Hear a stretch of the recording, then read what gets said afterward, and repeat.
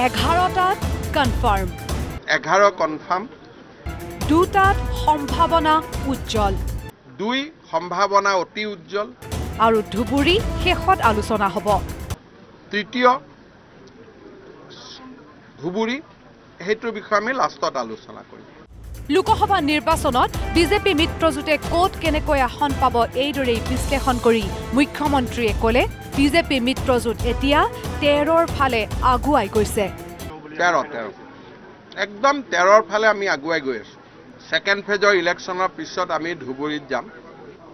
প্ৰাৰ্থীগৰাকীয়ে ভাল ৰেছপন্স পাইছে কিন্তু মই একেবাৰে সদ্য বুলি ক'ব খোজা নাই 13খনকৈ আসনত বিজেপি মিত্ৰজোঁটে জয়লাভ কৰিব বুলি কৈ এইবাৰ মুখ্যমন্ত্ৰীগৰাকীয়ে ক'লে প্ৰথমবাৰৰ বাবে সংখ্যালঘুৱে অসমত সুশাসনৰ সোৱাদ পাইছে সংখ্যালঘু লোকে প্ৰথমবাৰ এটা সুশাসনৰ সোৱাদ পাইছে কমিউনেল টেনশ্যন নাই হিন্দু মুছলমানৰ সংঘাত নাই বড়ো অবড়োৰ সংঘাত নাই জনজাতীয় অজনজাতীয় সংঘাত নাই কাম কৰা মানুহে খাটি খোৱা মানুহে পৰিশ্ৰম কৰিছে উপাৰ্জন কৰিছে ঘৰ চলাইছে আজি ৰমজানৰ পৰিৱেশ কতো আলপিন এটাৰো খেলি মেলি নাই ধৰ্মীয় উপাসনা কৰিব লাগে সকলোৱে উপাসনা কৰিছে এতেকাফত বহিছে শান্তিত আছে কতো একো অসুবিধা নাই বিগত 3টা দিনত 14000 সংখ্যালঘু লোকে যোগদান কৰিছে ভাৰতীয় জনতা পাৰ্টিত বিজেপিৰ শাসনকালত সংখ্যালঘুৱে সুৰক্ষিত অনুভৱ কৰিছে অৰুণোদয়ৰ পৰা ৰেচন কাৰ্ডলৈ প্ৰধানমন্ত্ৰী আৱাস যোজনাৰ পৰা পকী ৰাস্তালৈ সংখ্যালঘু লোকেই সমানেই পাইছে সকলো আঁচনিৰ সুবিধা অৰুণোদয় যদি হিন্দুৱে পাইছে মুছলমানো পাইছে সকলোৱে ৰেচন কাৰ্ড পাইছে সকলো স্থানতে ৰাস্তা হৈছে গতিকে মই নাভাবো যে মুছলমান সমাজে ইয়াতকৈ আৰু কিবা বিচাৰে গতিকে এইবাৰ যদি আমাক ভোট নিদিয়ে তেতিয়ালে আমি নিজে অনুভৱ কৰিব লাগিব যে আমাৰ কতনো ভুল আছে কাৰণ একোটো আমি বেয়া কাম কৰাই নাই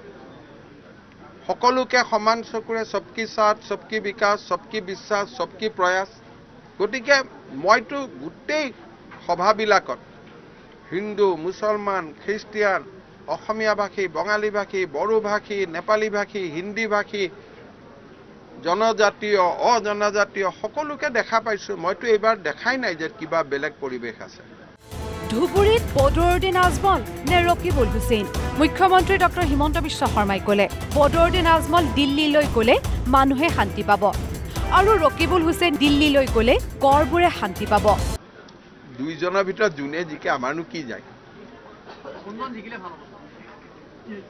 সেইটো ক'ব অলপ দিগদাৰ আজমল জিকিলে ভাল হ'ব দেশখন অলপ দিল্লীত পৰিব ইয়াত উৎপাত কৰি নাথাকিব শান্তিত থাকিব মানুহে শান্তি পাব ৰকিবুল হুছেইন জিকিলে গড়বিলাকে শান্তি পাব যে ইয়াত নাথাকে আৰু দিল্লীতে থাকিব গতিকে আজমল ৰকি এটাই বস্তু আৰু আজি দৰং আৰু উদালগুৰি সমষ্টিৰ বিজেপি এজিপি আৰু ইউপিপিএলৰ নেতাকৰ্মীৰ সৈতে বৈঠকত অংশ লৈ মুখ্যমন্ত্ৰীৰ ঘোষণা দৰং উদালগুৰিত বিজেপি মিত্ৰজোঁটৰ কোনো প্ৰতিদ্বন্দ্বীয়ে নাই গোলকিপাৰ নাই যিমান পাৰি গোল দিব পাৰি ইয়াত প্ৰতিদ্বন্দ্বী চিনাক্ত কৰা এবাৰ অলপ অসুবিধা গোল পোষ্টত গোলকিপাৰ এতিয়ালৈকে নাই গতিকে আমি যিমান গোল দিব পাৰো সেইটো আমাৰ কৃতিত্ব এবাৰ লোকসভা নিৰ্বাচনত দৰং উদালগুৰিৰ বিজেপি মিত্ৰজোঁটৰ প্ৰাৰ্থী দিলীপ শইকীয়া 3 লাখ ভোটত জয় হ'ব বুলি মন্তব্য মুখ্যমন্ত্ৰীগৰাকীৰ 3 লাখ কাৰণ যোৱাবাৰ 1.5 লাখ ভোটত দিলীপ শইকীয়া ডাঙৰীয়া জিকিছে এইবাৰ 2 লাখ ভোট নতুনকৈ দৰং মঙলদৈ সমষ্টিত যোগদান হৈছে আৰু